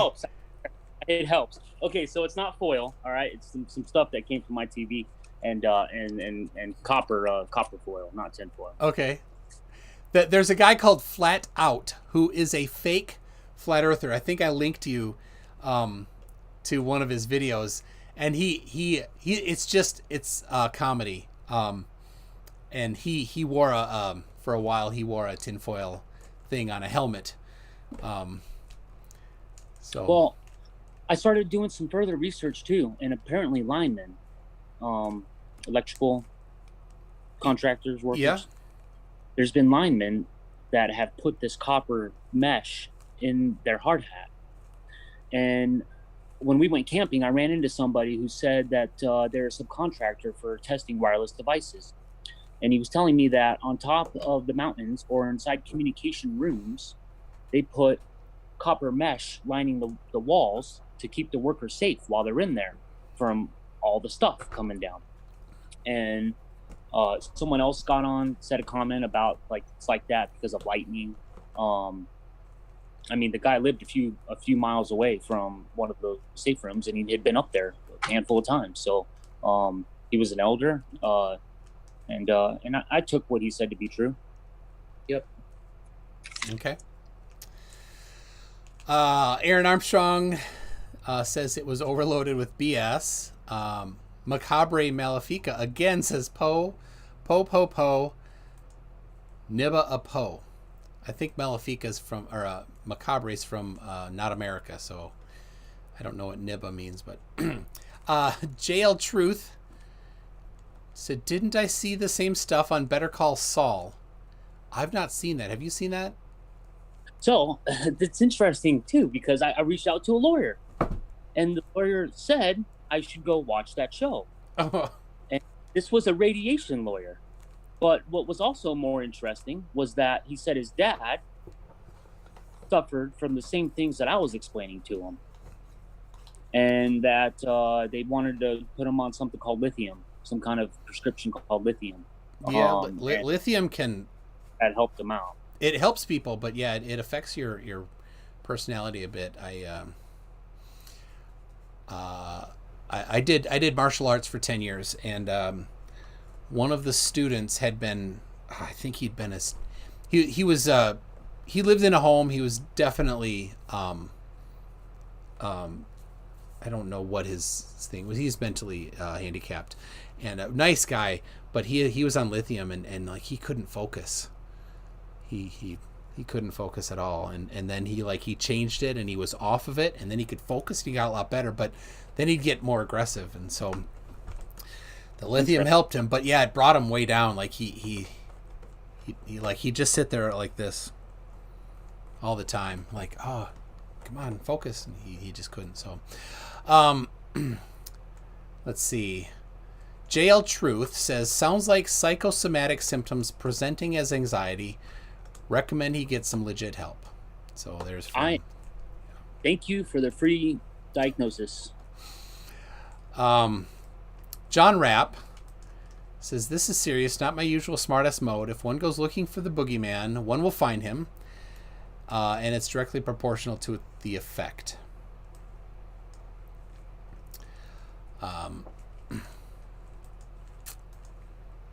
Here's something else kind of interesting.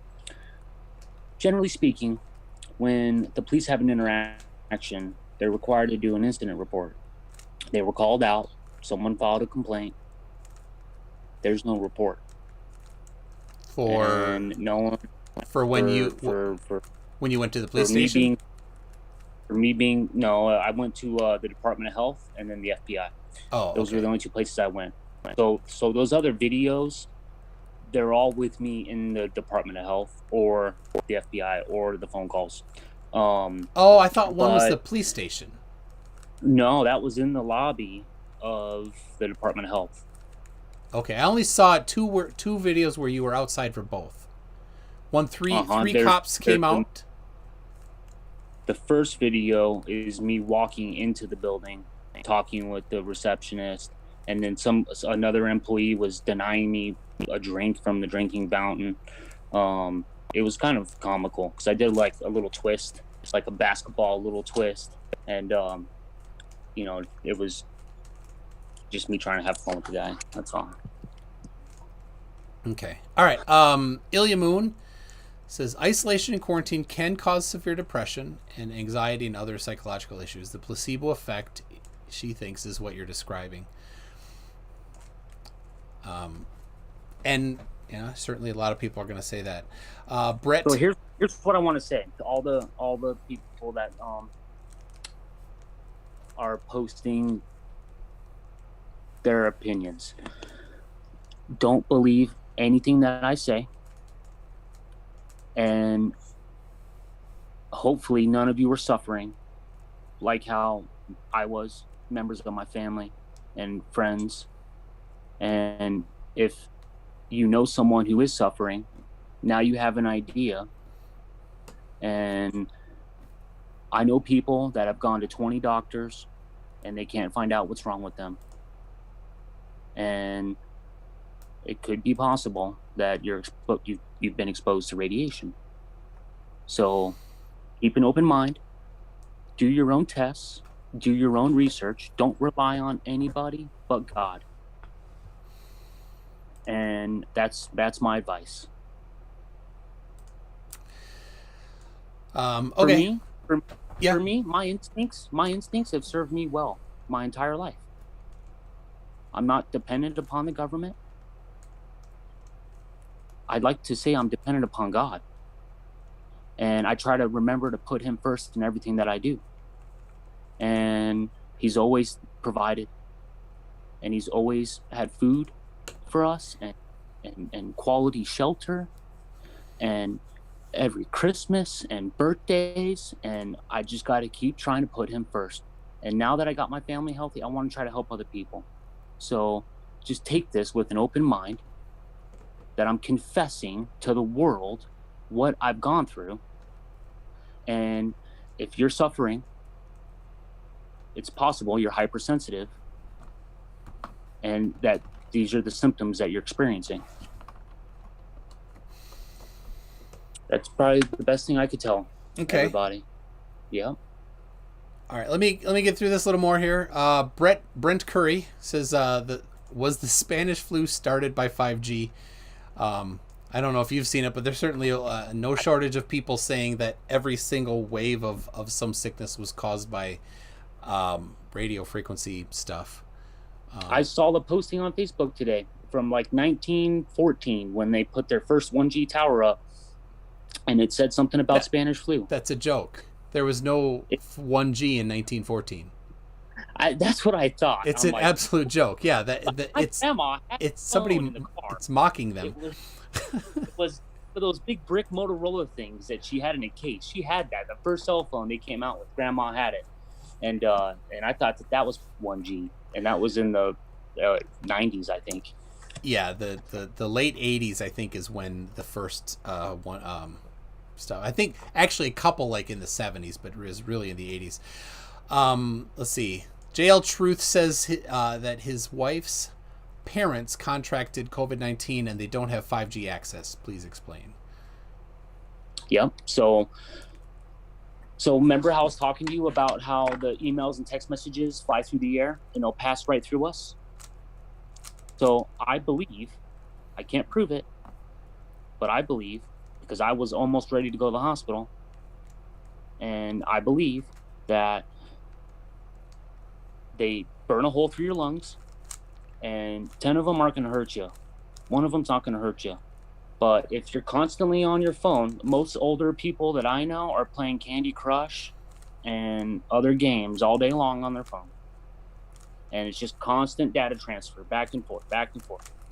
And when the commercials come, the meter goes sky high when you click skip ad.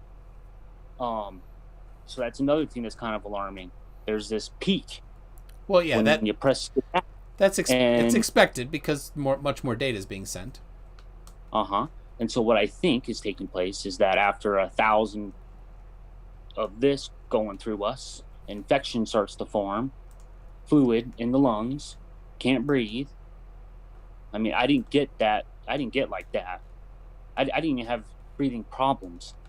I just had hyper anxiety, hyper fear, hyper inflammation, and as I told you guys, it all went away. And if I am overexposed to this stuff, it comes back. But I can work all day long on a jackhammer, and I'm not sore the next day. I'm not inflamed, and I'm talking jackhammer. Like most people would be wrecked for 5 days running a jackhammer after not running one for a few months. You got to condition yourself. So something health-wise has definitely attributed in my life, in my family's life, since removing or limiting the exposure to the wireless devices. So I got my wife, and two of my kids vests today. So we used to be called the Hat Family. Now we're going to be called the Vest Family because until this output lowers, we're not leaving home without it, man. All right. Yeah. So Bella Chargers, I think, responding to the Fitbit thing, said that's a tan line. Punchy is Canadian. He lives in Manitoba, just north of me. I've met him. He says, "How's this for nice? Happy Canada Day." Punchy, maybe you could sing "Oh Canada" for us. Not on camera, just sing it right now. We won't listen. Hey. I know the song, but I won't sing it. Gary Little, let's see. There is documented instances of people receiving radio frequency because of dental work and metallic fillings. What does his dental chart look like? I've got metallic fillings. So does my son with gets headaches more so than the other son does, but they both complain about headaches. Just one of them a little more than the other. And it's when he's playing on the cell phone, even if it's connected. If he goes more than 45 minutes, it's just too much for him. All right. And then Brent Curry says, I went outside, got radiation. F you, son. So there's a Not difference. Brent. There's a difference between natural radiation and artificial radiation. And too much of anything isn't good. We know that. You're going to get a sunburn if you get too much sun. So the question is what experts are willing to admit when people get too much cell phone radiation? So can you qualify the difference between natural radiation and man-made radiation? Well, from what I read, that the natural radiation generally won't exceed 200 volts per meter, if I read that right. And so there's something called gamma ray. It's power level. Level. Power. That's what your meter is reading, power level, but not giving the frequency. The guy that I met down the road said something about he thought he was more sensitive to UV rays than, he thought that's what his issue was. But after talking with me, I opened up his mind, and he went running back home to buy a meter. Yeah. So UV rays do get into the just into the area of ionizing radiation. That's the actual confirmed bad radiation that can cause DNA damage. Gamma radiation is much higher than UV, and it definitely so it's UV, X-ray, gamma, and gamma is very, very high energy. So do you think that that's something that could have turned the meter on by itself and made the alarm go off? That meter only goes up to 3.5 gigahertz, which is significantly less than gamma. So light, visible light, is in the terahertz range. Ultraviolet is beyond that. It's a right in the petahertz range. Radio frequency ends at 300 gigahertz. So it goes kilo, mega, giga, tera, right? Light is here. All the bad stuff is past that. The ionizing stuff. And then you've got radio frequency is much less than visible light. So they also said that there was this asteroid flying over us, I think around in February or March. There was some asteroid flying over Earth. I don't know if you remember hearing about it or not. They said that it was going to be like 300 miles from the moon or something, or 3,000 miles from the moon. Probably a lot more than that, but yeah. It's kind of hard to remember specifically. Yeah, but, yeah. Could it be possible that back in that time that thing was sending out this radiation? It's probably not very likely. Let's see. Yeah, so let's see. I got one more from John Rapp. Says, I meant proportional to effort or how hard you look. Thanks, Mandelbrot said. But please, Keith, you should ease up on anecdotal coincidences. And that's what you found is anecdotal. And so, yeah.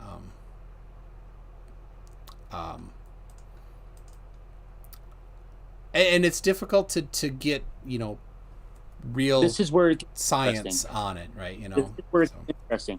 Let's just say that I went ahead and I spent $50,000 on the equipment. We got the control. I was able to prove it through the socially accepted methods. It's still not going to change anything. Well, most people's. If you found that the cell towers were outputting a higher power than they were allowed to by the FCC regulations, they can get in a huge amount of trouble. Nobody cares. Oh, even the FCC cares. The FCC would come down on them pretty hard.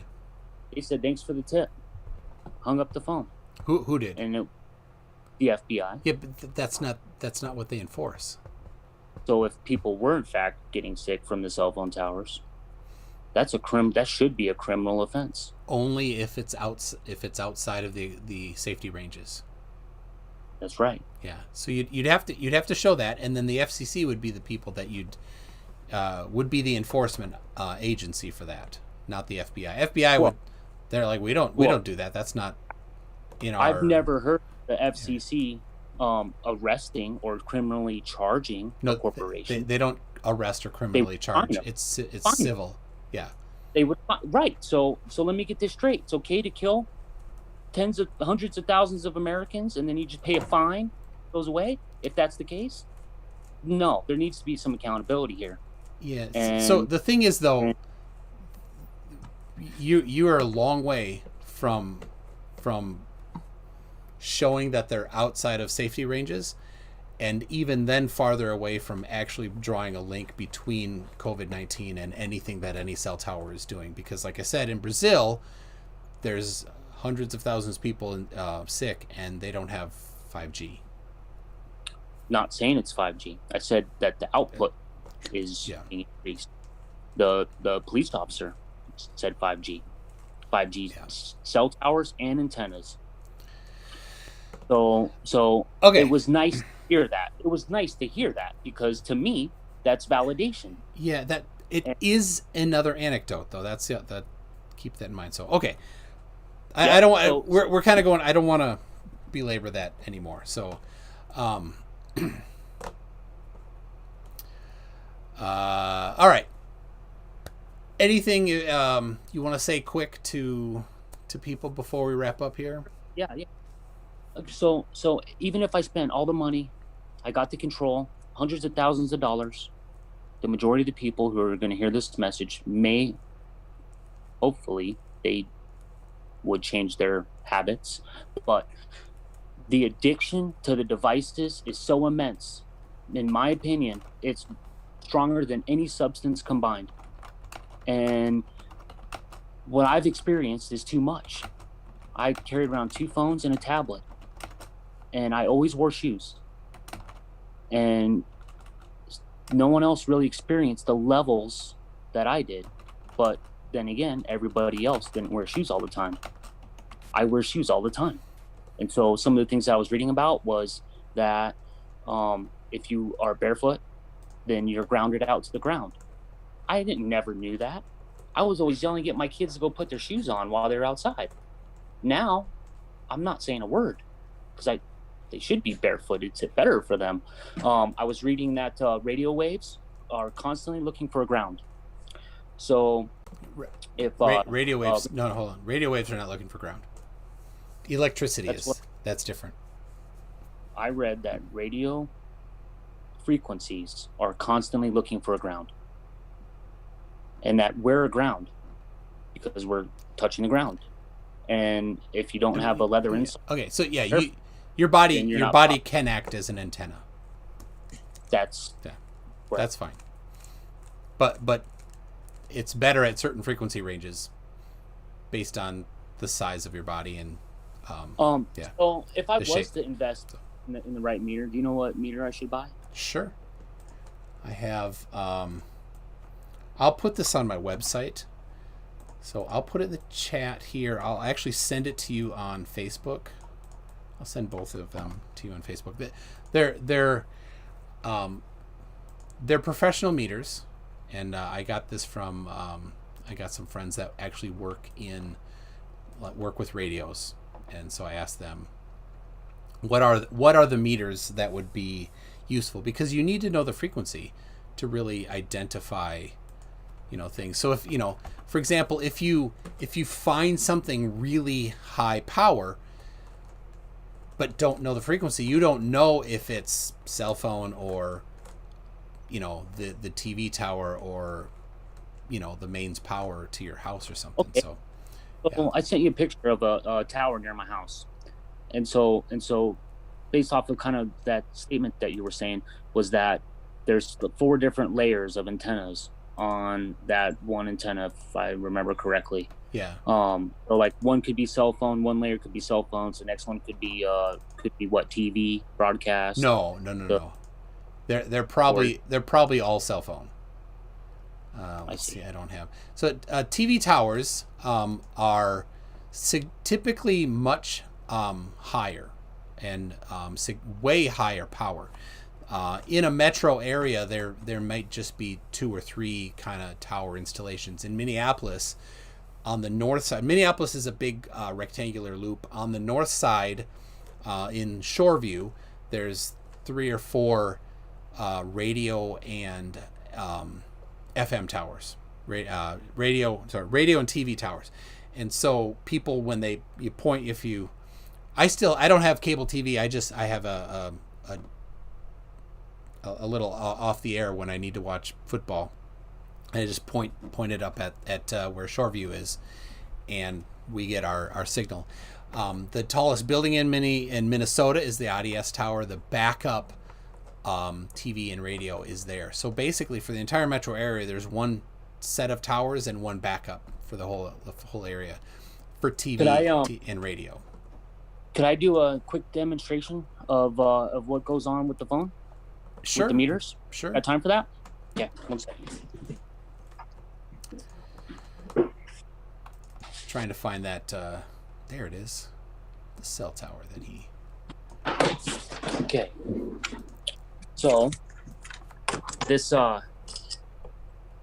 is the phone, and you'll see I've got the Bluetooth. This is like halfway off. But we're going to turn the service on with everything on, and we're going to turn the meter on, and I'll shut that off. And so it's just at 33, and then 27, 21, and this is thousands, and it's on the setting that's MVM, and then it goes down to 1200. So I'll click this on. I'll swipe the phone up. Gonna have to do my password real quick. 1 second. Okay, phone's open. It's on the antenna. 24,000, 15,000, 13,000. So there's this huge spike that takes place. 8,000 back down to 1,200. So it went from 30,000 millivolts per meter down to 1,200. That's a really big fluctuation. So it's still at 10,000. I don't know if you guys can see that. Can you see that? Yeah. Yeah. So the fluctuation is expected. When I do this and I take off the Bluetooth and the Wi-Fi, it dropped significantly.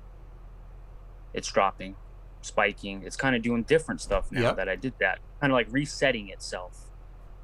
Yep. Is the best way I describe that.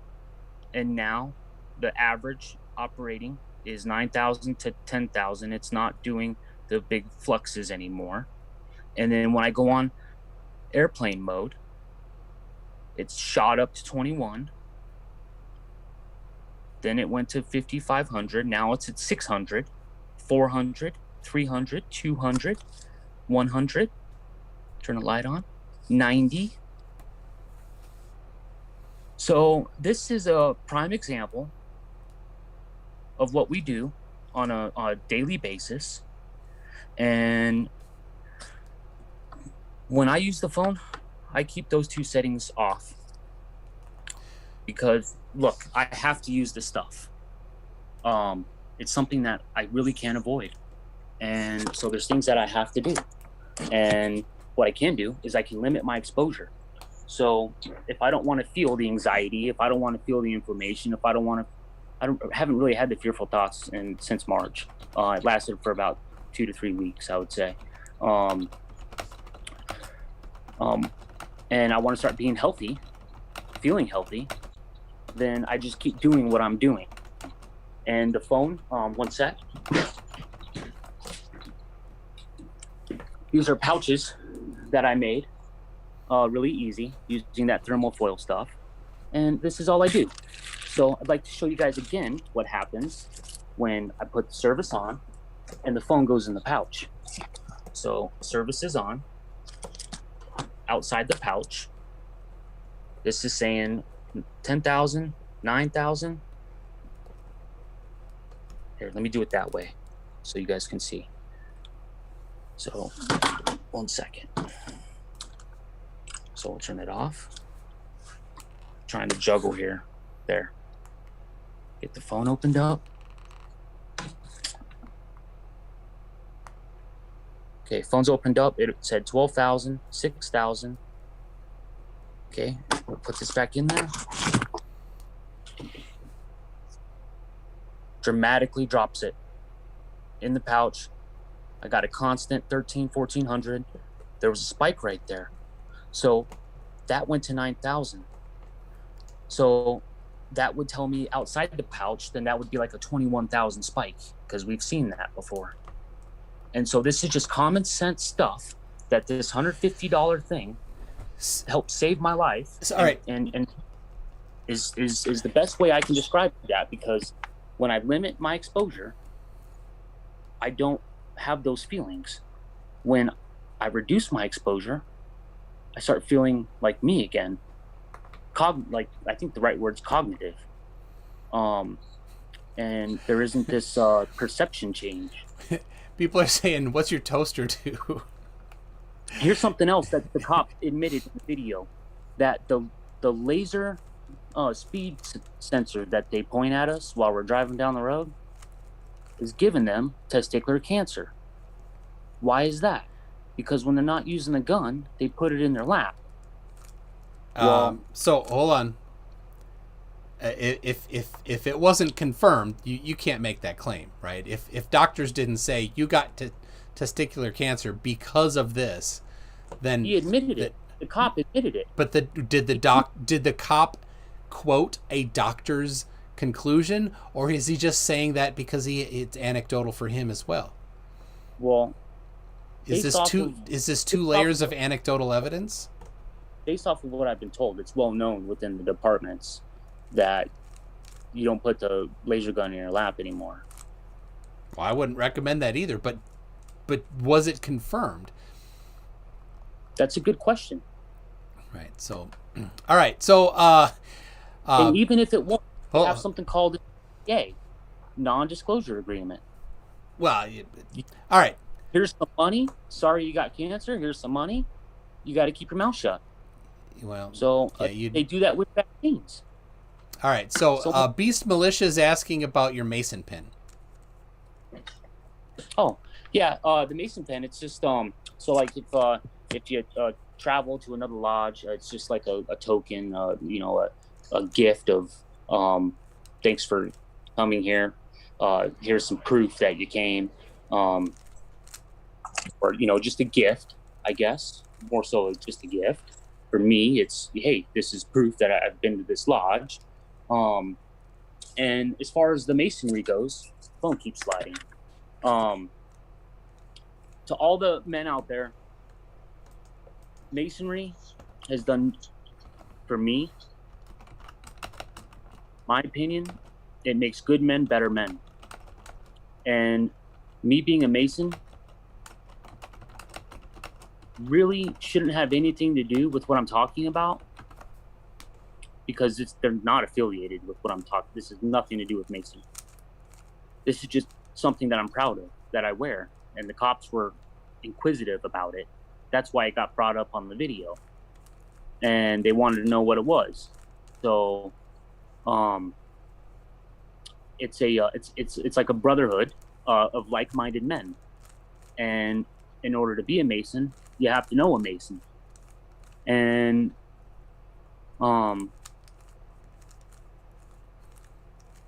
that's pretty much what's surrounding the pen. Okay. A lot of the flat earthers accuse the Masons of being behind everything, so it's just it's something I think that people noticed, picked up on right away. So I think that's perfect. Yeah. So all right. So the couple people have said that the antenna for the cell phone part of the iPhone is at the bottom near the mouthpiece, and the antenna for the Wi-Fi and the Bluetooth is at the top. So the point though is of course when you turn things on and off, there's going to be spikes. There was nothing unexpected from that. So it's a nice demonstration of confirming what I think everybody is expecting it to do, right? You turn it off, it goes down. You turn it on, it goes back up. So Anyway, I think that's good. I think we've had a good talk. Thank you very much, Keith. I appreciate it. Thank you. Yeah, and Shelby, right, in the chat. I hope that it went okay for you. People, if you like this video, give it a thumbs up, and if you didn't, give it a thumbs down, and tell me all about it. If you're new to my channel, go ahead, and I'd love it if you subscribed and hit the little bell thing. And whatever. Thanks a lot, everybody. Thank you, Keith, and stick around. We'll talk to you a little more after this. So, Thank you. All right, bye.